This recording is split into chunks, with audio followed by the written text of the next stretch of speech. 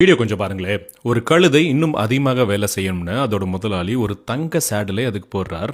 இந்த மில்லோட மிக முக்கியமான ஆளே நீதான், நீ இல்லைனா எதுவுமே இங்கே நடக்காதுன்னு புகழ்றார். கழுதையும் நான் மற்றவங்கள மாதிரிலாம் கிடையாது, நான் ரொம்பவே ஸ்பெஷல்னு தீர்க்கமாக நம்புது. அதுக்கப்புறம் அது உயிரே போகிற அளவுக்கு வேலை பார்க்க ஆரம்பிக்குது. உடம்பு சரியில்லைனாலும் நிற்கலை, சோர்வாக இருந்தாலும் ஓய்வு எடுக்கல. ஏன்னா நான் இன்னும் எல்லாமே நின்றுரும்னு அது நம்புது. ஆனால் ஒரு நாள் அதிக உழைப்பால் ரத்தம் கக்கி கீழே விழுந்துடுச்சு. இப்போ அந்த எஜமான் அதை காப்பாற்றலை.